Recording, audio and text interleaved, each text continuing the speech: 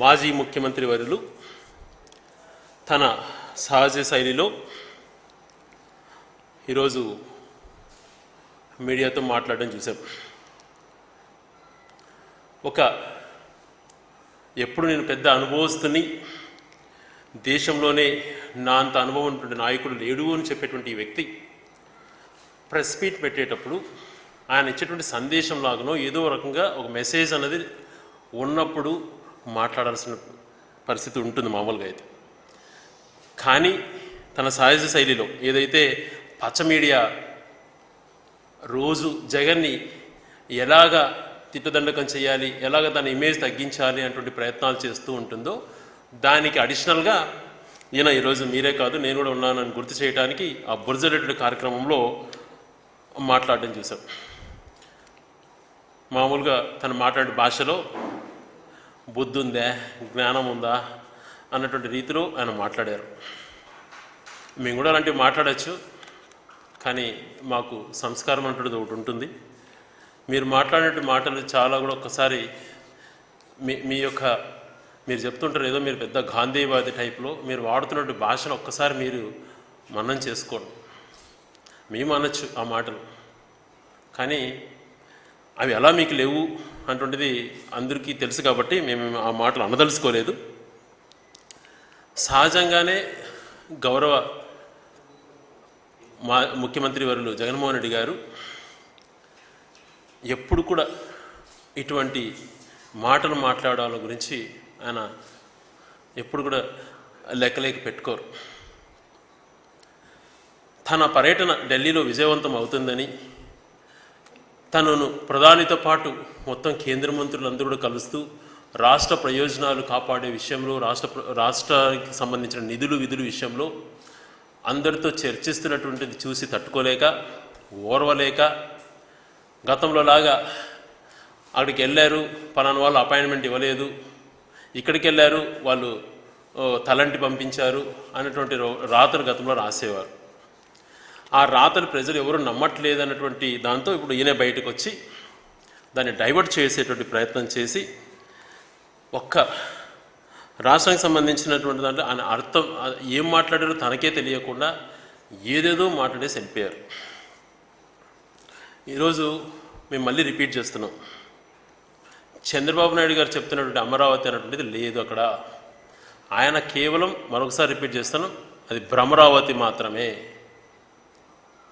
అక్కడ ఎటువంటి నిర్మాణాలు జరగలేదు, గ్రాఫిక్స్తో టైం వృధా చేశాడు. అక్కడ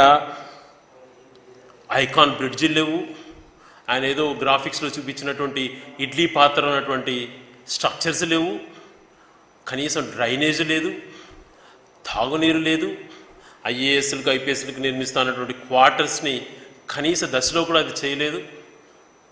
చేయకపోవటం కాక చేయలేదని చెప్పి మనకు స్పష్టంగా కనపడుతోంది అక్కడ. ఆయన ఈరోజు చెప్పారు ఆయన మాటల్లో 10,000 కోట్ల రూపాయలు ఖర్చు పెట్టామని చెప్పి. చాలా బాధాకరమైన విషయం. నిజంగా నువ్వేరో ఈరోజు ప్రెస్ మీట్లో ఛాలెంజ్లు ఏవో మాట్లాడారు. మీరు 10,000 కోట్ల రూపాయలు లెక్కలు చెప్పగలుగుతావా అని చెప్పి నేను ప్రశ్నిస్తున్నాను. ఒక్క బిల్డింగ్ అయిపోలేదు, 10,000 కోట్ల రూపాయలు అక్కడ ఖర్చు పెట్టి అది నీ యొక్క ఇన్వెస్టర్స్తో వచ్చినటువంటి చందాలు కాదయా నువ్వు ఖర్చు పెట్టింది. 10,000 కోట్లు ప్రజల డబ్బులు అక్కడ ఖర్చు పెట్టావు. ఆ 10,000 కోట్లతో ఎక్కడ చిన్నది కూడా కంప్లీట్ కాలేదు అని అంటే ఏమనాలి మిమ్మల్ని? ఏ ఒక్కటి పూర్తి చేయకపోగా మళ్ళీ మాయమాటలు చెప్తున్నారు మీరు. అక్కడ కనీసం నువ్వు సొంత ఇల్లు కూడా కట్టుకోలేకపోయావు. నువ్వు ఉన్నటువంటి నివాస ప్రాంతం ఏదైతే నువ్వు ఉన్నావో ఆ ఇంటికి డ్రైనేజ్ కూడా బయటికి పోయేదానికి లేకుండా ఆ డ్రైనేజ్ నీటిని కూడా కృష్ణానదిలో వదులుతున్నావు. మీరు మాట్లాడతారు నువ్వు ఒక పెద్ద విజన్ ఉన్నటువంటి వ్యక్తివని, నిన్ను నువ్వు క్రియేట్ చేసుకుంటూ ఏదో మీకున్నటువంటి ఆ మీడియాతో ప్రొజెక్ట్ చేసుకోవాలనే ప్రయత్నం నువ్వు చేస్తుంటావు. వాస్తవాలకు దగ్గరగా ఎప్పుడు నీ పరిపాలన కొనసాగలేదు అంటుండేది కొంచెం నాలెడ్జ్ ఉన్న వాళ్ళకి అందరికీ కూడా తెలుస్తుంది. 10,000 కోట్ల రూపాయలు అక్కడ వృధా చేశారు కదా, కనీసం అక్కడ టీ హోటల్ కూడా సరిగా లేనటువంటి పరిస్థితులు అక్కడ ఏర్పడ్డాయి. ఆ 10,000 కోట్లుని వేరే చోట ఆల్రెడీ ఎస్టాబ్లిష్ అయినటువంటి ఒక సిటీలో కానీ 5,000 కోట్లు పెట్టినంటే బ్రహ్మాండమైనటువంటి ఇన్ఫ్రాస్ట్రక్చర్తో ఎంతో హైదరాబాద్కు ధీటుగా ఆదాయం వచ్చినటువంటి సిటీగా వైజాగ్ తయారైపోయింది ఈ సమయానికి. మిగిలినటువంటి డబ్బును ఇక్కడ ఉన్నటువంటి లెజిస్లేటివ్ క్యాపిటల్ అనుకున్నటువంటి ఎమ్మెల్యే క్వార్టర్స్ని ఇవన్నిటిని కూడా 2,000 కోట్లతో బ్రహ్మాండంగా అన్నీ చేసేసి ఉండొచ్చు.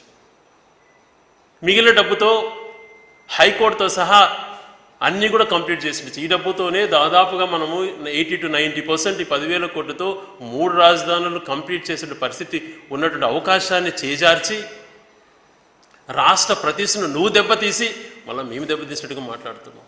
ఈరోజు రాజధాని అని చెప్పుకునే పరిస్థితుల్లో లేము అని చెప్పి మా పైన ఎదురుదాడి చేస్తున్నాం. ఆ పరిస్థితి క్రియేట్ చేసింది మీరు అటువంటిది మీరు ఒక్కసారి తలుచుకుంటే బెటర్. ఆ పరిస్థితి క్రియేట్ చేసింది మీరు. కేవలం మభ్య మాటలు చెప్పుకుంటూ రియల్ ఎస్టేట్ వ్యాపారి లాగా బయటకు వచ్చి రియల్ ఎస్టేట్ వ్యాపారం కోసం చేసినటువంటి మీరు ఈరోజు మా ప్రభుత్వాన్ని మాట్లాడే అర్హత మీకు లేదు. కార్పొరేట్ పొలిటీషియన్స్గా మేము ఎవరిని కూడా వేరే రీతిలో అవమానించాం. సిన్సియర్గా చేసే వాళ్ళని గౌరవిస్తాం. మీరు చేశారు న్యాయస్థానం టు దేవస్థానం యాత్ర. 100 కోట్ల చందాలు ఏంటండి? మాట మాట్లాడితే త్యాగదనులు. ఏ రైతైనా కూడా అక్కడ అమరావతి రైతు కానీ శ్రీశైలం దగ్గర మునిగిపోయిన రైతు ఎవరైనా రైతే ఉన్న రైతును గౌరవించాలి. మరి రోడ్ల కోసమని ప్రాజెక్టుల కోసం అని చెప్పి ఇండస్ట్రీస్ కోసం అని చెప్పి వేల ఎకరాలు ఇచ్చినటువంటి రైతుల్ని వాళ్ళు రైతులు కారా? వాళ్ళు త్యాగదనులు కారా? కేవలం ఇక్కడికి సంబంధించినటువంటి మీ వ్యక్తులు మీ బినామీలు మాత్రమే రైతుల ఒక పాదయాత్రలో 100 కోట్ల రూపాయలు ఎక్కడి నుంచి వస్తుందండి? చందాల రూపంలో ఎక్కడెక్కడి నుంచి వచ్చి 10 కోట్లు 20 కోట్ల రూపాయలు కార్పొరేట్ పాలిటిక్స్ చేసి దాన్ని తప్పు చేస్తున్నామని సిగ్గుపడకుండా ఎదురుదాడి చేసేటువంటి విధానానికి పోతున్నారు. అది ఒక పాడైపోయినటువంటి వెంచర్ అనుకున్నాడేమో ముందే. మీ పార్టీకి సంబంధించినటువంటి ఆయన ప్రభాకర్ గారు, చింతమనేని ప్రభాకర్ గారు ఎక్కడైతే శంకుస్థాపన జరిగిందో ఆ బోర్డుల దగ్గరనే ఆయనకున్నట్లు పశువులు తెచ్చి ఆ పశువుల పాకగా అక్కడ ఏర్పాటు చేసుకున్నాడంటే ఆయనకు తెలిసింది కాబట్టి ఆ పని చేశాడు. 10,000 కోట్ల రూపాయలతో ఎన్నో రకాలుగా 3 సిటీస్ని డెవలప్ చేసిండొచ్చు అటువంటి మాట నిజంగా ఈరోజు చంద్రబాబు నాయుడు గారు మాలాంటి వ్యక్తులు ఈ రాష్ట్ర ప్రయోజనాల గురించి ఆలోచన చేసేటువంటి వ్యక్తులము మేము సూటిగా ప్రశ్నిస్తున్నాం. ఎందుకు ఇంత వృధా చేసావు? ఎందుకు ఈ రాష్ట్ర ప్రతిష్టని పరిపాలన చేసినట్టు 5 సంవత్సరాల్లో నాశనం చేసావు? మాట్లాడితే విజన్ అన్నటువంటి నాయకుడిని నేను చెప్పుకుంటాను. ఎక్కడయ్యా నీకు విజన్ ఉండేది? ఏం రాయలసీమలో వెనుకబాటుతనం కనపడలేదా? ఉత్తరాంధ్రలో వెనుకబాటుతనం కనపడదా? అన్ని ప్రాంతాలు సమానంగా అభివృద్ధి చెందేయాలా అటువంటిది ఆలోచన నీకు రాదా? ఏం పాపం చేశారు రాయలసీమ వాళ్ళు కానీ మిగిలిన ప్రాంతాల వాళ్ళు? అక్కడ రాజధాని అని అక్కడ ఇంకొక ఏదో న్యాయ రాజధానిలో ఏదో ఒకటి ఉండాలని అక్కడ ప్రజల మనోభావాలను గౌరవించాల్సిన బాధ్యత నీ పైన లేదా? ఎందుకు అంత కరుడుగట్టిన వ్యతిరేకతతో మాట్లాడుతున్నావు? అన్ని ప్రాంతాలను సమానంగా అభివృద్ధి చేస్తామంటే ఎందుకు నీ మనసు అంగీకరించట్లేదు? ఎందుకు అందరూ నీకేదో ఫుల్ ఫ్లెడ్జ్గా రైల్గా అంగీకరించినారు అని చెప్పి నువ్వు తిరుపతిలో న్యాయ దేవస్థానం మీటింగ్లో అందరూ నీకేదో ఫుల్ ఫ్లెడ్జ్గా నీకు సపోర్ట్ చేసినట్టుగా మాట్లాడుతున్నావు? ప్రజల మనోభావాలు నువ్వు గుర్తెరగవా? ఆ ప్రాంతం వాసుల మనోభావాలు నీకు గుర్తుకు రావా? నీ బాధ ఏంటి? ఎందుకు వైజాగ్ డెవలప్ కాకూడదు? నువ్వు ఖర్చు పెట్టినటువంటి ఇక్కడ ఏమీ లేనటువంటి దానికి వృధాగా కృష్ణానదిలో డబ్బులు వేసేసినట్టు 10,000 కోట్లు ఇక్కడ పడేసావే. ఇందులో అర్థం డబ్బులతో ఎంత డెవలప్ చేసిండొచ్చు ఒక సిటీని? ఎంత క్రియేట్ చేసిండొచ్చు సంపద? మాట్లాడితే సంపద క్రియేటర్ అని అంటావు. ఏంటి నీ క్రియేటర్? నువ్వు 5 సంవత్సరాలు పరిపాలన చేసావు. దేంట్లో నువ్వు సక్సెస్ అయ్యావు? దేంట్లో నువ్వు రాష్ట్రానికి మేలు చేసావు? కేవలం నీకున్నటువంటి వ్యవస్థను మేనేజ్ చేసుకుంటూ ఇతరులపైన బురద జరిగినటువంటి కార్యక్రమమే మీరు చేస్తున్నారు. ఎందుకు ఈ మాట్లాడుతున్నారంటే ఈరోజు మీరు మాట్లాడారు అమరావతి గురించి కానీ పోలవరం గురించి కానీ పరిశ్రమల గురించి కానీ. ఎస్, ఈరోజు చెప్తున్నా, ఛాలెంజ్ చేస్తున్నా, రా ఎక్కడికి వస్తావు చర్చకు, ప్రజలను పెడదాం, మేము కూర్చుంటాం, మీరు రండి, ఏ అంశంపైన మాట్లాడదాం. ప్రతి అంశంలో కూడా మోసం దగా చేశారు మీరు. మీ హాయంలో 16 లక్షల కోట్ల ఎంఓయూలు చేశానంటారు, మాట్లాడతారు మీరు ఇండస్ట్రీస్ పరంగా. ఏంటి మీరు చేసిన ఎంఓయూ?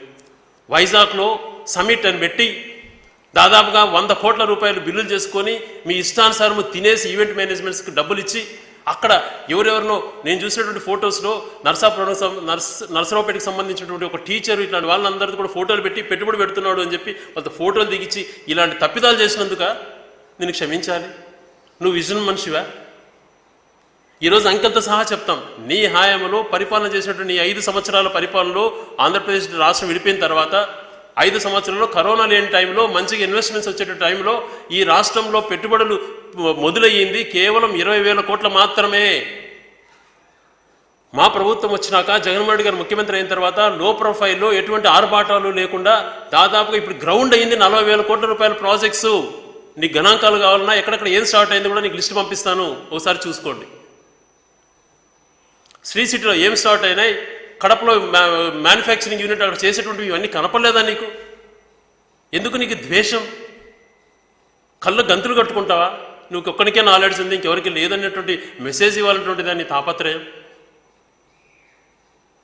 ఒకసారి వచ్చి చూడండి, కడపలో కానీ మిగిలిన చోట ఎక్కడెక్కడైతే ఇండస్ట్రీస్ 40,000 కోట్ల రూపాయలు మేము ఈ 2.5 సంవత్సరంలో కరోనా లాంటి మహమ్మారి 2 సంవత్సరాల నుంచి వేధిస్తున్నా కూడా ఇటువంటి పరిస్థితుల్లో మేము చేసిన ఇన్వెస్ట్మెంట్స్ ఎంత తెచ్చినాము, ఏ ఆర్భాటాలు లేకుండా, ఈవెంట్ మేనేజ్మెంట్ లేకుండా, వృధా కాకుండా నీలాగా ఇన్వెస్ట్మెంట్స్ అని చెప్పి దాంట్లో కూడా ఆ ఇన్వెస్ట్మెంట్ మీటింగ్ అని చెప్పి దాంట్లో 100 కోట్లు దోచుకునేటువంటి నీచ స్థితికి మీరు దిగజారారు.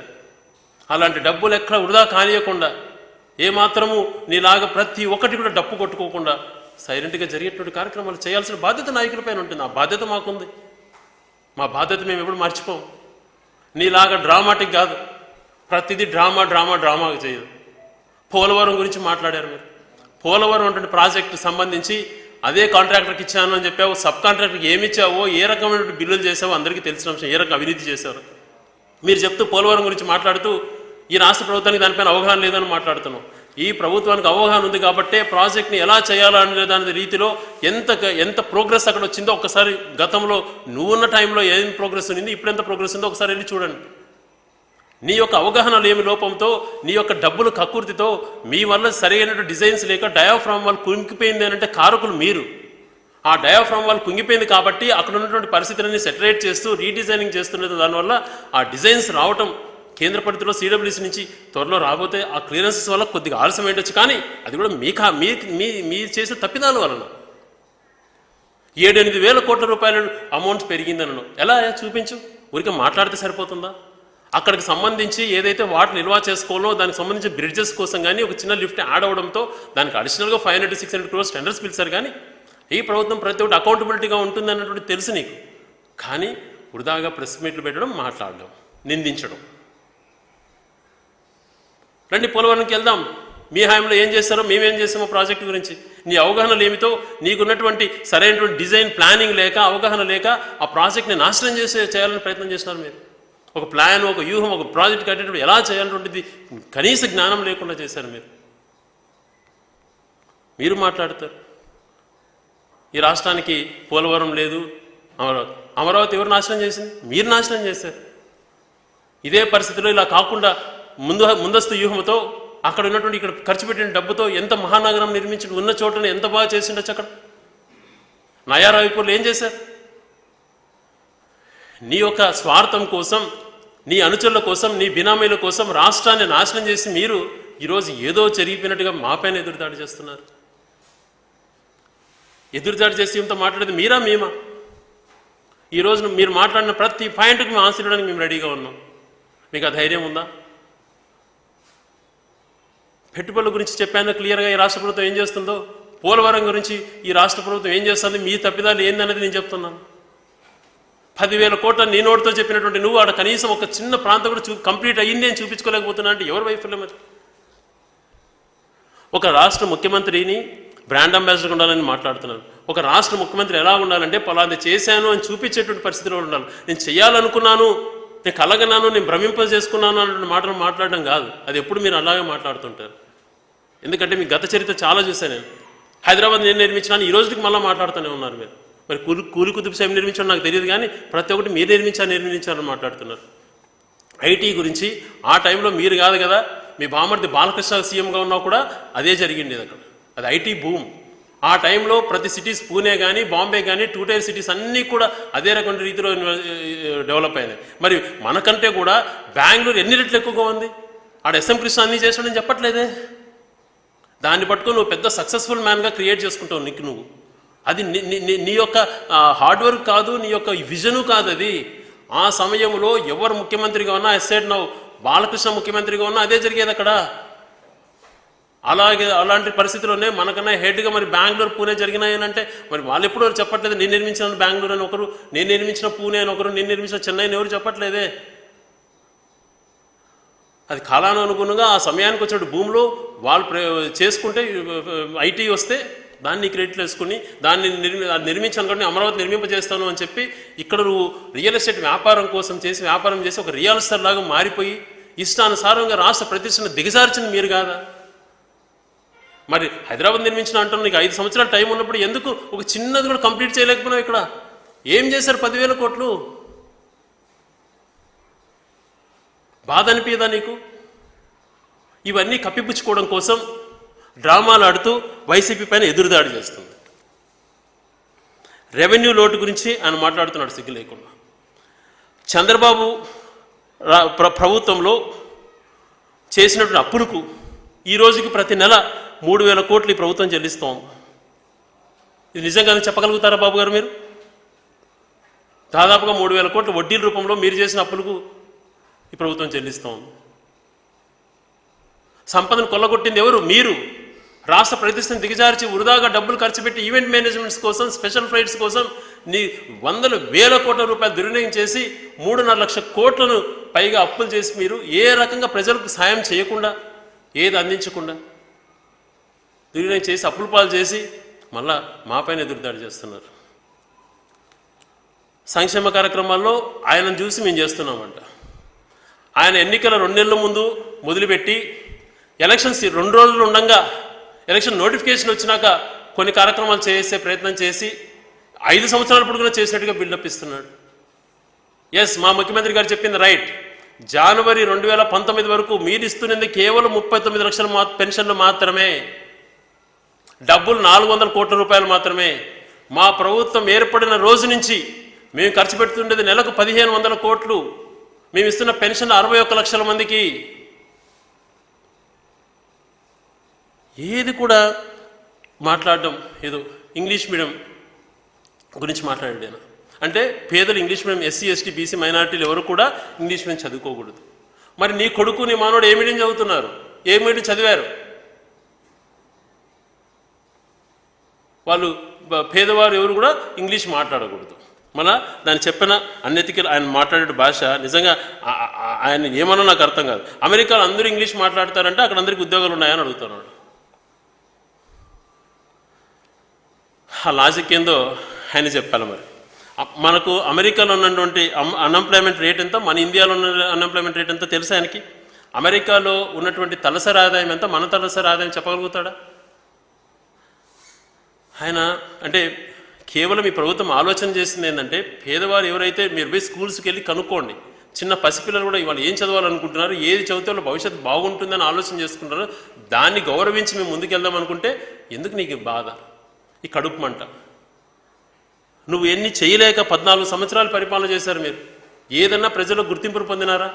14 సంవత్సరాలలో ప్రతి లీడర్కి 2 సంవత్సరాలు పరిపాలన చేసినా 5 సంవత్సరాలు పరిపాలన చేసినా ఒక బ్రాండ్ ఇమేజ్ అన్నటువంటి పలాని చేశారు అని చెప్పి ఆ కోవలో రామారావు గారు గుర్తు తెచ్చుకున్నప్పుడు 2 రూపాయల కిలో బియ్యం అంటారు, మద్యపాన నిషేధం అంటారు, మండల వ్యవస్థ అని చెప్పచ్చు. ఆయన పరిపాలన చేసినట్టు 7 సంవత్సరాలలో.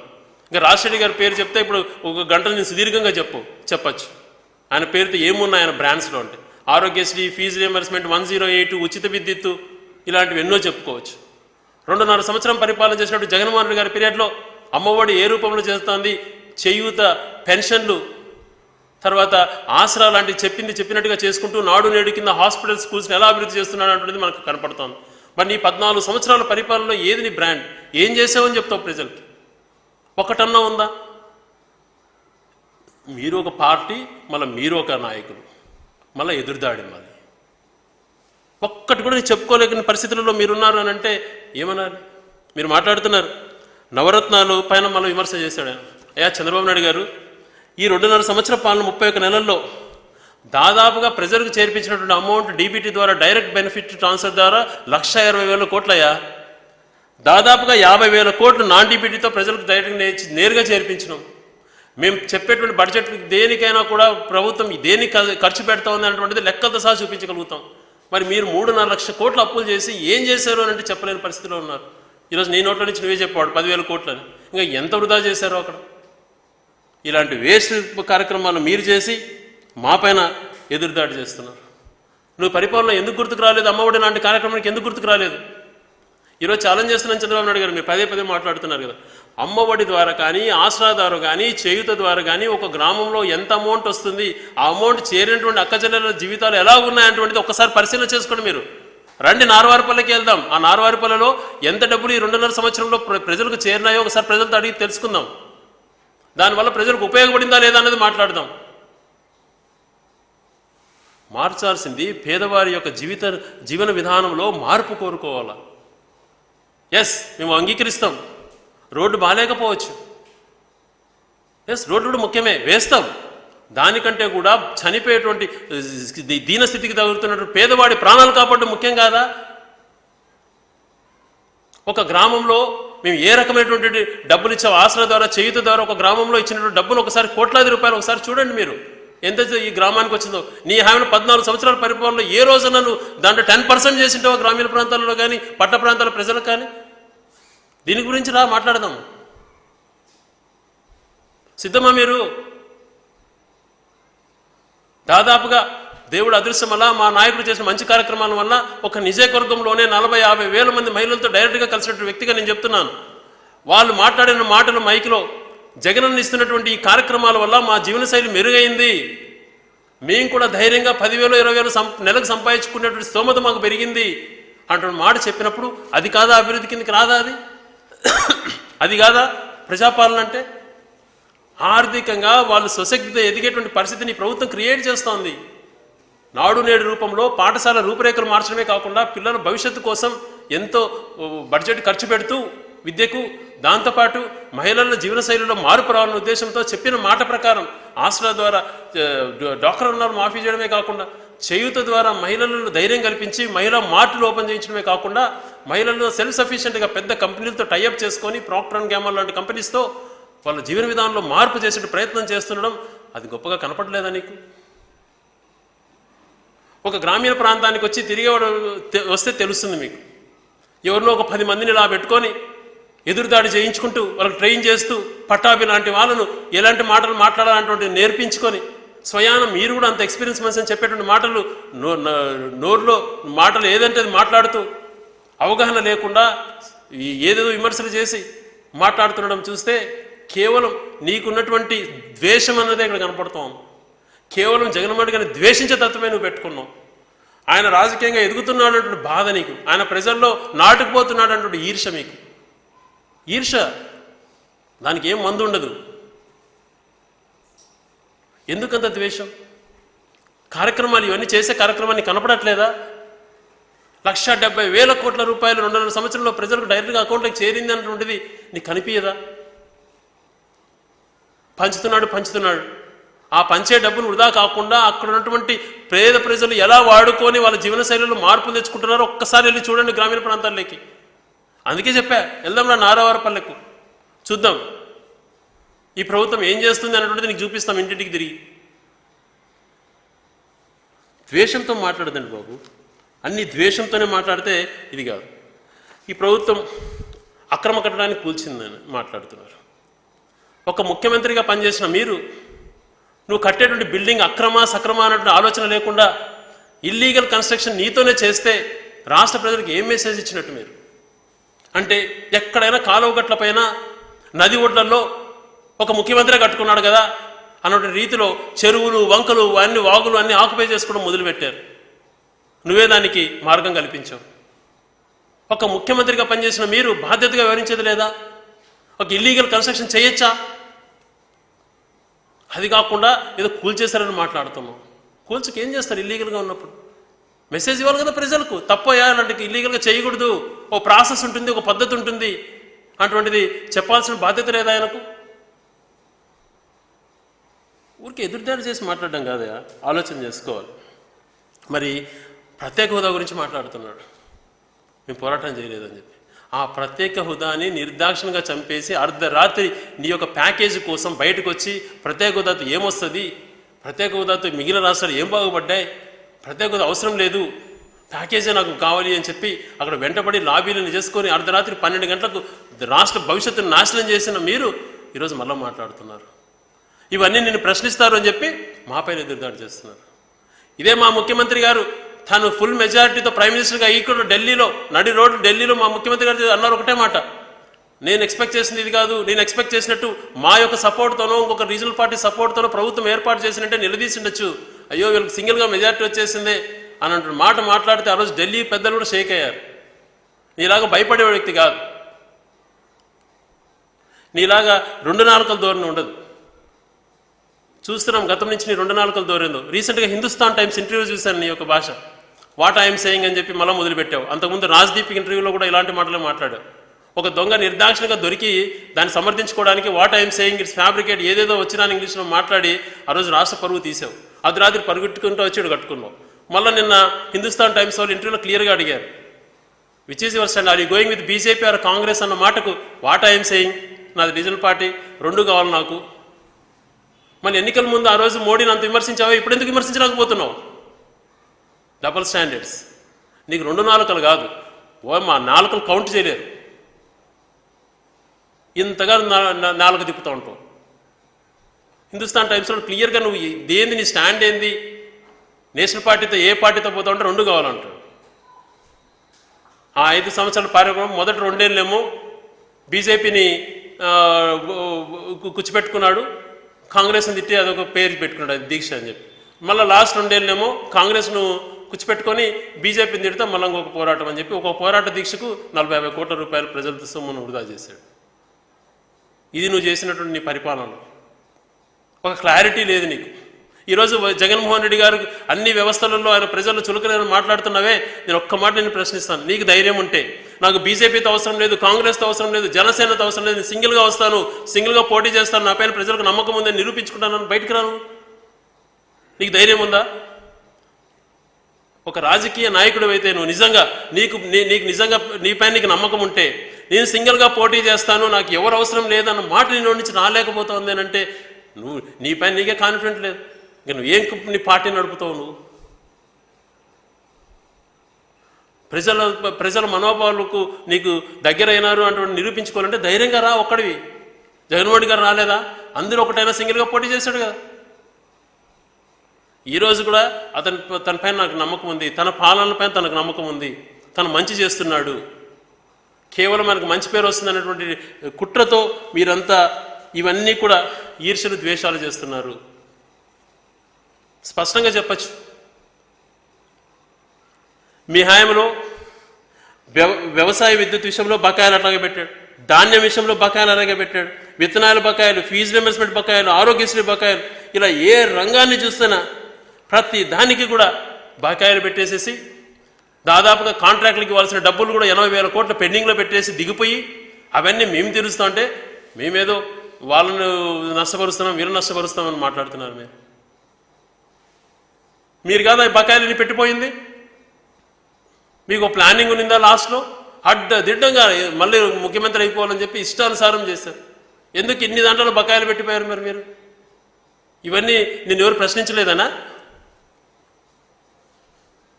సిగ్గుమాలిన రాజకీయాలు అన్నీ కూడా. ఎన్టీఆర్ని తనే చంపేసి ఈరోజు ఎవరో తాగుబోతాడు అక్కడికి ఏదో కొట్టాడని చెప్పి మా ప్రభుత్వానికి ఏ ఒక్కరి విగ్రహాలపైన ద్వేషం ఉండదు. ఆ ద్వేషం నీ హాయంలో విగ్రహాలే కాదు, దేవుళ్ళ గర్భగుడును కూల్చేసి లేపేసిన వ్యక్తివి నువ్వు. ఈరోజు ఏదో మాట్లాడుతున్నారు. మళ్ళా ఆడెవరు తాగుబోతాడు చేసినటువంటి పనికి ఇమ్మీడియట్గా తను అరెస్ట్ చేసి జైల్లో కూడా పెట్టారు. నువ్వు ఏ రోజు అలా యాక్షన్ తీసుకుని ఉంటావా? దాన్ని రాజకీయం కోసం ఏదో ప్రేమ ఉన్నట్టు ఎన్టీ రామారావు గారి పైన నటిస్తాను. అందరితో ఒక పద్ధతి ప్రకారంగా హోల్సేల్గా ఇది మెసేజ్ ఇచ్చి అందరూ మాట్లాడిస్తూ ఉంటారు. ఎన్టీ రామారావుకి సంబంధించిన విగ్రహంలో ఎంత యాక్షన్ తీసుకుని మీకు తెలుసు. ఎవడైతే చేశాడో వాడు తాగుబోతాడు చేసిన తప్పును వాడే క్షమాపణ వాళ్ళ కుటుంబం వాళ్ళు గొడవ పడుకొని చేసుకున్నటువంటిది. ఈ ప్రభుత్వం ఎప్పుడు అలాంటి ఎంకరేజ్ చేయదు. మాట్లాడితే కించపరిచిన డీజీపీని ఇష్టానుసారం మాట్లాడుతుంటాం, ఒక వ్యవస్థని పోలీసుని ఇష్టానుసారం మాట్లాడుతుంటాం. అంటే నీకు పోలీస్ వ్యవస్థ ఎలా ఉండాలి అని అంటే న్యాయపరంగా వాళ్ళు ఎవరిపైన యాక్షన్ తీసుకోవచ్చు, తప్పు చేసిన వాడిని కూడా యాక్షన్ తీసుకోవద్దు, వదిలేయాలంటావు. అంతేనా నీకు కావాల్సింది? నీ ప్రభుత్వ హయాంలో ఐపీఎస్ని పెట్టుకొని నీ కింద వాళ్ళు ఫోన్లు చేసుకుంటూ రాజకీయ నాయకులకి, చిన్న స్థాయి నాయకులు కూడా మా పార్టీలో చేరండి, మా పార్టీ ఒక ఐపీఎస్ ఆఫీసరు మా పార్టీలో చేరండి, చంద్రబాబు నాయుడు దగ్గరికి తీసుకెళ్తాను రండి అని చెప్పి ఒక సపరేట్ క్వార్టర్ మెయింటైన్ చేసుకుంటూ రాజకీయ పార్టీ కోసం పనిచేసి నువ్వు దిగజార్చావు. నేను మళ్ళీ పేరు చెప్పను, ఆ పేరు ఏందో రాష్ట్ర ప్రజలకు అందరికీ తెలుసు, చెప్పాల్సిన అవసరం కూడా నాకు లేదు. ఇలాగా ఐపీఎస్ని ఐఏఎస్ని దిగజార్చింది నువ్వు. ఈ ప్రభుత్వం ఎంతో గౌరవిస్తుంది వాళ్ళని, వాళ్ళ సర్వీసెస్ వాడుకోవాలి, వాళ్ళతో మంచి చేయించుకోవాలని ప్రయత్నం చేస్తుంది. నీలాగా ఐఏఎస్ ఐపీఎస్ మీటింగ్స్లో సిగ్గుమాలిగా నిస్సిగ్గుగా మైక్ ముందర పట్టుకొని చెప్పావు నువ్వు, మా వాళ్ళు తప్పు చేస్తే చూస్తున్నట్టు వదిలేయండి అని చెప్పావు.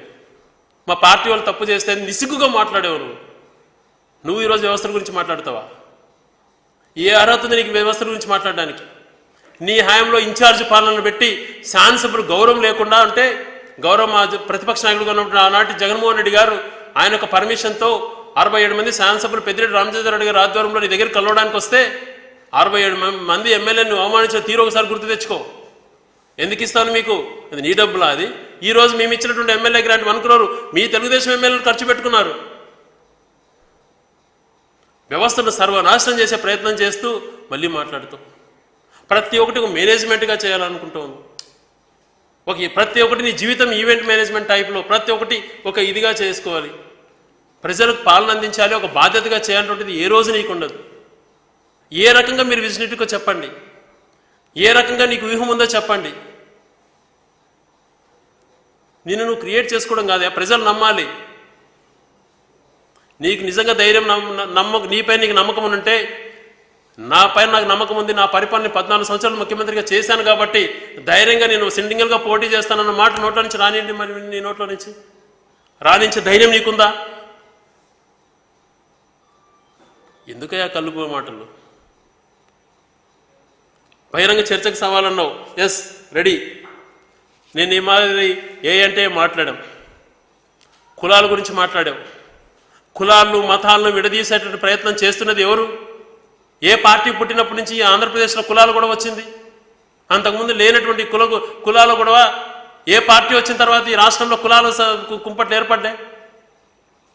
మీ పార్టీ పుట్టిన తర్వాత ఆంధ్ర రాష్ట్రాన్ని సర్వనాశనం చేయడానికి, కులాలను రెచ్చగొట్టుకుంటూ కులాలు మతాలను ఓట్ బ్యాంకులుగా మార్చుకోవడానికి నువ్వు చేసినట్టు ప్రయత్నాలు దుర్మార్గమైనటువంటి నీ ఆలోచనలలో మనుషులను విడదీసే ప్రయత్నం చేస్తున్నావు. నిస్సిగ్గుగా ఒక ముఖ్యమంత్రి స్థాయిలో మైక్ ముందరికి వచ్చి దేవుడు వరం ఇస్తే డబ్బులున్న కుటుంబంలో పుట్టాలనుకుంటారు కానీ ఎస్సీ ఎస్టీ కుటుంబంలో ఎవరన్నా పుట్టాలనుకుంటారా అని నోట్ల నుంచి ఆ మాటే వచ్చింది నీకు. మీరు నాయకుడా? మీరు ప్రజాపాలన చేసేటువంటి వ్యక్తే? మీరు మంచి పద్ధతి కాదు బాబు. సంస్కారంతో వ్యవహరించుకోవాలి. నువ్వు ఒక ప్రతిపక్ష నాయకుడివి, అధికార పార్టీతో ఎలా ఉండాలి, ఎలా కలిసి చేద్దాం అన్నటువంటి ఆలోచన ఏ రోజు రెచ్చగొట్టే విధం, ద్వేషించే విధం ఉండకూడదు. దాంతోనే ఈ రాష్ట్రంలో నీ స్థాయి నుంచి కింది స్థాయి వరకు మనుషుల వద్ద విభజన సృష్టించాలనే ప్రయత్నం చేస్తున్నాను. కరెక్ట్ కాదు ఇది. మనుషులను గౌరవించుకోవాలి, ద్వేషించకూడదు, ద్వేషించే స్వభావం ఉండకూడదు. జగన్మోహన్ గారు నవ్వుతూ ఆనందంగా ఉంటే తట్టుకోలేవు. ఆయన నవ్వుతూ అక్కచెల్లెలు వచ్చి ఆయన పట్టుకొని మన అవ్వాతాతలు వచ్చి ఆయన కౌలించుకుంటే తట్టుకోలేవు. ఈ సిగ్గు లేదా ప్రజలకు అని తిడతావు. నువ్వు ఓడిపోతే ప్రజలకు బుద్ధి లేదు అంటావు. అభిమానంతో ప్రజలు ఆయన దగ్గరికి వస్తే కూడా ఓరవలేని పరిస్థితుల్లో ప్రజలను తిట్టేటువంటి పరిస్థితికి నువ్వు వచ్చినావు అంటే ఏ స్థాయికి దిగజారిపోయారు మీరు? ఒక ప్రాంతవాసిగా అన్ని ప్రాంతాలు అభివృద్ధి చెందాలని కోరుకుంటారయ్యా. నీలాగా ఒకటే పట్టుకొని దాంతోనే నడిపించుకుంటూ లేని ఉద్యమాన్ని క్రియేట్ చేసి నాతో ఇంకా వేరే మాట అనిపించుకుని అవన్నీ మాట్లాడితే బాగోదు. సంస్కారం ఉండడం వస్తుంది. ఎలాగ ఉద్యమాన్ని నడిపించుకుంటానో తెలుసు అందరికీ. ఇలాంటిగా చేయాల్సింది. రాష్ట్ర ప్రయోజనాలు ముఖ్యంగా రాష్ట్రం కలిసిరా. మరొకసారి నువ్వు ఎక్కడికి పిలుస్తావో రెడీ, ఏ వేదిక పైనైనా రెడీ, ప్రజల మధ్యనైనా రెడీ. ఛాలెంజ్. ఓటీఎస్ గురించి నీ దుష్ప్రచారం ఎన్నిసార్లు చెప్పాం వివరించి. మీరు వెళ్ళి ఎక్కడైనా ప్రజల దగ్గర మిమ్మల్ని బలవంతం చేసి గుంజుకుంటున్నారా అని చెప్పి మీరు నిరూపించండి. మీ వాళ్ళతో ఎవరితోనో కొంతమందితో మీరే సెల్ఫ్ వీడియో తీసి పెట్టుకుంటా ప్రభుత్వం పైన బురదలేడు కార్యక్రమం చేస్తున్నారు. ప్రజలకు ఎవరైతే హౌసింగ్ లోన్ ఉంటుందో, ఎవరైతే ఆ డబ్బులు మాఫీ కావాలని కోరుకుంటారో, ఎవరికైతే పరభోగ స్థలంలోనో అతనికి రిజిస్ట్రేషన్ కాకుండా ఉన్నటువంటి భూమిని రిజిస్టర్ చేసుకోవడానికి అవకాశం కల్పిస్తే పట్టణ ప్రాంతాలలో చాలా సంతోషపడుతున్నారు ఆ విషయం పైన. అది చూసి ఓర్చుకోలేక దాన్ని బురజలెట్టు కార్యక్రమం. ఈ ప్రభుత్వం పేదవారిపైనే కాదు ఏ వర్గం పైన కక్ష కట్టదు, అందరినీ మంచిగా చూసుకుంటుంది. మంచిగా చూసుకున్న ఆలోచన ప్రభుత్వానికి ఉంది. నువ్వేమీ రెచ్చగొట్టాల్సిన పని లేదు. ఏదో రాష్ట్రం అదైపోతుంది ఇదైపోతుంది, ఏమైపోతుందో ఎందుకు చేస్తారు అట్లా? వ్యవస్థల గురించి పట్టు లేకుండా నాశనం చేసింది నువ్వు. ఆ వ్యవస్థను సరిదిద్దుతున్నాడు జగన్మోహన్ రెడ్డి గారు. ప్రైవేట్ స్కూల్స్లో ఫీజులు తగ్గించి గవర్నమెంట్ స్కూల్స్ని ఇంప్రూవ్ చేసి ఇంగ్లీష్ మీడియంస్ పెడదాము అని అంటే సినిమాలో మాట్లాడితే క్లాప్స్ కొట్టి రోడ్లపైకి వస్తారు జనాలు, ఊ అంటారు. అదే దాన్ని ఒక ముఖ్యమంత్రిగా ఒక బాధ్యతగా చేస్తే కార్పొరేట్ శక్తులు అంతా ఏకమై దాడి. వ్యవస్థల్ని మార్చాలనే ప్రయత్నం కదా జగన్మోహన్ రెడ్డి గారు చేసేది. సినిమా టికెట్లు పైన ఒక వర్గం పైన ఇంకొక దానిపైన కక్ష పెట్టుకునే మనిషి కాదు జగన్మోహన్ రెడ్డి గారు. ఎప్పుడు ఆలోచన రాదు. సామాన్య మానవుడికి అందుబాటులో ఉండనియండి అని చెప్పి దానిపైన డెసిషన్ తీసుకుంటే దానిపైన ఇంకొక రకమైనటువంటి ముక్కుముడి దాడి కార్పొరేట్ శక్తులతోనే. ఎందుకు నీకు అంత కడుపుమంట? జగన్మోహన్ రెడ్డి అనే వ్యక్తి పేదల మనసులు చూసినటువంటి వ్యక్తి. ఈ రాష్ట్ర అభివృద్ధి, ఈ రాష్ట్ర ప్రజల యొక్క సంక్షేమం పైన పూర్తిగా అవగాహన ఉన్న వ్యక్తి. మీరు ఎవరిని రెచ్చగొట్టాల్సిన పనిలే. ఇప్పటి వరకు జరిగిన పాలన పైన సవాలు అన్నారు, మేము కూడా దానికి రెడీ. ఎక్కడైనా పెట్టుకోండి, ఏ ప్రాంతంలో అయినా.